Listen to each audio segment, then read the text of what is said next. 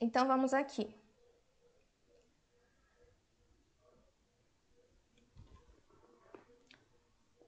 A introdução perfeita. Como eu falei, a primeira impressão do seu texto é a que fica, é a que vai chamar o redator para ler a sua redação até o final, então ela tem que chamar muita atenção. E não de um jeito que seja, como se diz, assim, que seja muito artificial, tem que ser natural, gente. Tem que ter fluidez do textual desde o primeiro parágrafo, desde a primeira linha. Porque é o que vai manter a pessoa lendo a sua redação até o final. Por isso que é muito importante. Então, aqui, na introdução, a gente tem que ter 3 coisas. Sempre tem que ter 3 coisas. Não tem que colocar tudo lá. São só basicamente essas 3 coisas. Primeiro é o contexto. Você vai contextualizar sobre o que você vai falar, sobre o tema que está pedindo lá no enunciado e sobre, assim, por exemplo, assim, o tema da redação é sobre, sei lá, gastronomia brasileira. Aí você vai colocar, com o passar dos anos, não essas palavras, né, gente? Usando palavras melhores, vocabulário, né? Com o passar dos anos, a cultura brasileira foi muito mixigenada e a gastronomia não ficou de fora, a gastronomia tem muita mixigenação nas comidas. Então, entendeu? Isso é contextualização. Você vai colocar todo um contexto histórico naquilo para chegar no ponto principal, entendeu? Isso. Segundo, tem que apresentar o tema na sua introdução. Então, você vai contextualizar e vai chegar no tema, entenderam? Você vai colocar assim, a gastronomia brasileira, com o passar dos anos, foi muito mixigenada, ela é muito... Esqueci a palavra de novo, eu sofro de um problema muito sério de memória, gente, me desculpem. Mas, enfim, ela sofreu muitas misturas e vários pratos são de vários lugares, mas a gente coloca num cardápio só. Aí você chega no tema principal. Na mesa dos brasileiros hoje em dia são tais comidas. Digamos que tenha sido esse o tema, o prato brasileiro. Enfim, isso é o principal, gente. Assim, as primeiras linhas. Aí depois disso você vai começar assim colocar a pontinha da sua tese, o que você acha sobre aquilo. Porque assim, tema na redação do Enem, tudo que eles pedem na redação do Enem é sempre, na maioria das vezes, um problema social e você tem que colocar uma tese. O que é uma tese? É uma resolução para aquele problema, sabe? A sua visão daquele problema e como você acha que aquele problema seria resolvido. Entenderam? Então você tem que colocar a pontinha da sua tese. Aí digamos que seja lá fome no Brasil. Aí você faz toda essa contextualização, daí chega no problema. A fome no Brasil é um problema social muito pertinente, independente de quantos anos passem, não sei o quê. Aí, pronto, você vai só citar essas 3 coisas. Você vai contextualizar, colocar o tema e colocar a pontinha da sua tese. Só a pontinha, gente. Que você vai desenvolver ela com o decorrer do texto. Isso é o principal. Então, alguns elementos que a gente tem que ter logo na introdução. Primeiro, o repertório, que eu falei, a citação. O que é isso? Tá explicado no próximo slide, né? Memória linda. Então, aqui. O que é repertório? É aquele negócio de trazer para o texto alguma coisa que ajude a pessoa que está lendo a entender melhor. Como assim? No repertório que você vai colocar para contextualizar o problema lá na introdução, você tem que colocar o quê? Ou uma série, ou um livro, ou um acontecimento histórico. Como assim? Sei lá, tem um assunto X que fala sobre direitos humanos. Aí você coloca lá o contexto, aí dá para você citar a Revolução Francesa, que lá aconteceu muita coisa dos direitos humanos. Aí você cita lá, no ano tal aconteceu a Revolução Francesa, onde vários direitos humanos foram conquistados. Isso é contextualização, gente. É você colocar um exemplo, sabe? Para a pessoa que estiver lendo entender melhor. Aí, assim, ou um livro, ou um filme. Tem frases também que dá para citar. Por exemplo, Paulo Freire, dependendo se o tema for educação, Paulo Freire é muito destacado quando você usa. Porque coisas assim que são E mais históricas, assim, tipo, livros clássicos, filósofos clássicos que têm grande influência, tipo Platão, Aristóteles, Sócrates, entendeu? Essas pessoas, assim, que foram muito importantes. Frases delas são muito... eu esqueci de novo a palavra.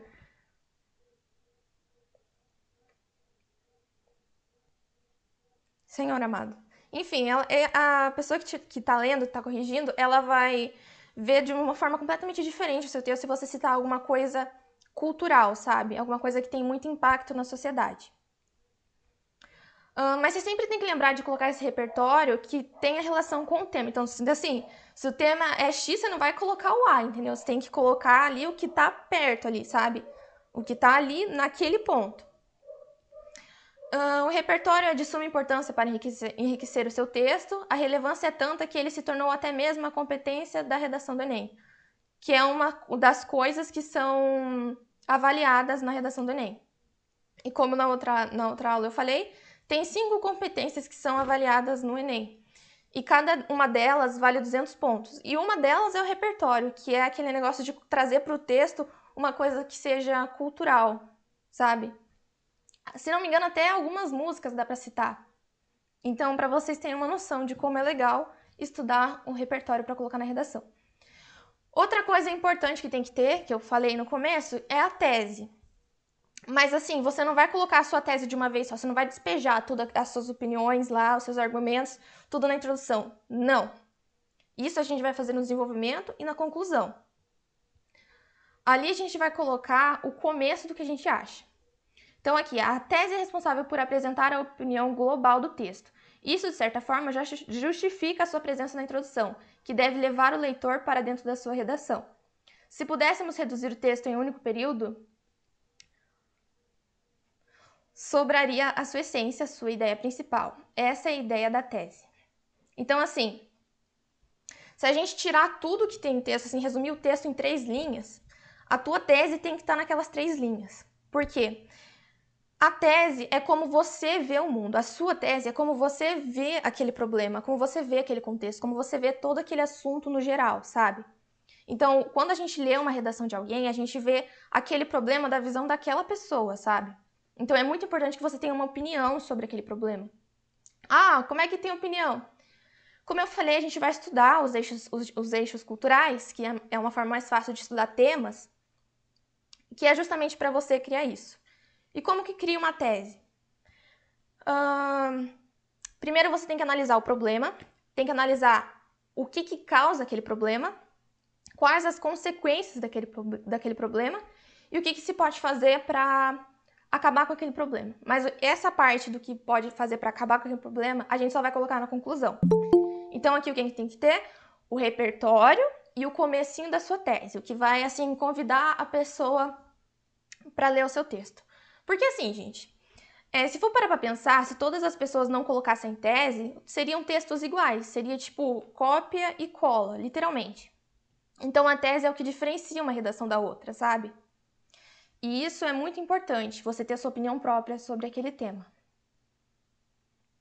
Então aqui eu trouxe alguns exemplos de introdução para mostrar para vocês esses tópicos que eu falei de uma forma mais, assim, prática. Então aqui, foi de Enem que teve, essas redações aqui, esses exemplos que eu trouxe, foram de redações que tiraram nota 1000, então assim, para vocês terem uma noção de como é. Aqui, o tema dessa redação foi o estigma associado às doenças mentais na sociedade brasileira. Então aqui a gente observa 3 coisas. Sociedade brasileira, então é um problema nacional, é uma coisa nacional, é um assunto mais geral, assim. Aí dentro dessa sociedade brasileira a gente vai abordar as doenças mentais. Só que não elas em si, daí já é um outro subtópico. Então a gente tem a sociedade brasileira, as doenças mentais, e dentro daquele tópico a gente ainda tem um outro que vai ser o tema em si, que é o estigma associado. Então aqui vamos ver como que essa pessoa escreveu. Nice da Silveira foi uma renomada psiquiatra brasileira que, indo contra a humanidade médica tradicional da sua época, lutou a favor de tratamento humanizado para pessoas com transtornos psicológicos. No contexto nacional atual, indivíduos com patologias mentais ainda sofrem com diversos estigmas criados. Isso ocorre pois falta informações corretas sobre o assunto e também existe uma carência de representatividade desse grupo nas mídias. Então aqui, observem como já foi legal e como já foi didático esse primeiro parágrafo do texto, da redação dessa pessoa. Então aqui a gente tem que observar o contexto que ela colocou. Ela falou sobre uma psiquiatra brasileira muito histórica, que é o repertório que ela usou. Olha só, então aqui a gente tem o repertório que é a psiquiatra, a gente tem o contexto, que é essa psiquiatra lutando contra os preconceitos, e aí ela especifica ainda mais esse tema, que é no contexto nacional, entendeu? Então ela falou sobre uma psiquiatra, falou sobre ali tratamento humanizado para pessoas com transtornos psicológicos. Aí ela especificou, no contexto nacional atual, indivíduos com patologias mentais ainda sofrem com diversos estigmas criados. Então, estigmas é preconceito, né, gente? Então, aqui a gente observa que ela usou o repertório e ela já colocou a tese dela ali, ó. Isso ocorre pois faltam informações corretas sobre o assunto e também existe uma carência de representatividade desse grupo nas mídias. Viram só como o primeiro parágrafo desse texto já deu vontade de ler o resto? Porque imagina, se o primeiro parágrafo foi assim, fluiu, a leitura fluiu, a gente leu isso aqui rapidinho e foi informativo já, imagina o resto do texto, gente, imagina só. Vamos aqui para o segundo, que é a democratização do acesso ao cinema no Brasil. Então aqui a gente tem o cinema no Brasil e, assim, uma coisa específica dentro do cinema no Brasil, que é a democratização do acesso. Então aqui a gente vai ler aqui, ó. De modo ficcional, o filme Cine Hollywood retrata o impacto positivo do cinema no cotidiano das cidades, dada a sua capacidade de promover o lazer, socialização e cultura.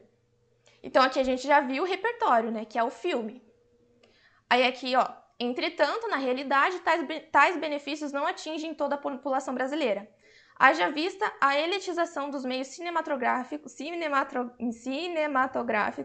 a dicção da gata, e a falta de infraestrutura adequada nos cinemas existentes. Sendo assim, urge a análise e a resolução desses entraves para democratizar o acesso ao cinema no Brasil.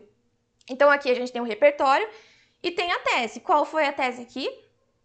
A análise e a resolução desses entraves. Então ali a pessoa está falando que primeiro a gente tem que analisar toda a elitização dos meios cinematográficos e a falta de infraestrutura, que esses foram os problemas que levaram à democratização do acesso ao cinema no Brasil. E a gente tem a tese da pessoa ainda, que urge a análise e a resolução desses entraves para democratizar o acesso ao cinema no Brasil. Viram só? Esse também foi outra redação que tirou nota 1000 e que levou a gente para dentro do texto, entendeu? Então aqui, só lendo esse primeiro parágrafo já deu vontade de ler o resto, para vocês verem como a introdução faz toda a diferença. Imagina, se a introdução for ruim, a gente pensa assim, caraca, esse texto é o quê? O que é esse texto, gente? Como assim? Então, por isso que a introdução é muito importante de ser, assim, ter uma atenção maior nela. Porque, primeiro, que ela é curta, né? Ela não é uma coisa, assim, uau, de comprida. Por isso que ela tem que ser muito atrativa, gente. Outra coisa também muito importante pra gente lembrar quando a gente fala em redação é sobre vocabulário. Então, assim, você não precisa se preocupar em colocar palavras difíceis, complicadas na redação, até porque isso não fica natural. E o teu texto tem que ser natural para ter fluidez textual, gente. Porque assim, você lê um texto que ele é cheio de erro ortográfico, mas tem palavra difícil. Tipo, dá pra ver que a pessoa surgiu aquela palavra ali do nada. Então, o seu vocabulário tem que ser natural. Você quer usar palavras difíceis? Ótimo. Coloque palavras difíceis, mas de um jeito que fique fácil de ler, não que fique complicado. Aí aqui a gente tem uma outra, os efeitos da implantação da lei seca no Brasil. Foi do Enem de 2013. Com base nos dois signos opostos, liberdade e responsabilidade, costuma-se dizer que a liberdade de determinado indivíduo termina quando começa a sua responsabilidade. No Brasil, muitos acidentes de trânsito acontecem justamente pelo fato de as pessoas não conhecerem o ponto inicial da sua responsabilidade. Analisando tal problema e suas consequências, o governo implantou a lei seca, objetivando um número menor de acidentes no trânsito.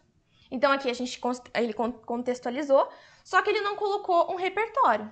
Mas não fez falta também, gente, ele colocou bastante informação.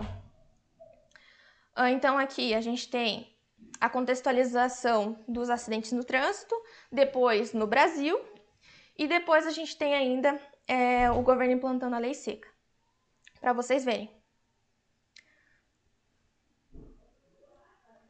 Então, gente, essa primeira aula foi para mostrar para vocês mesmo como é importante essa coisa de introdução. Eu gravei a aula, então daqui a pouco eu vou postar ela lá, e essa apresentação também. Foi só isso que eu ia passar para vocês hoje mesmo. Semana que vem a gente vai entrar no desenvolvimento e o que tem que ter no desenvolvimento. Espero que tenha ajudado vocês já essa aula. E, bom, qualquer dúvida é só falar comigo, gente.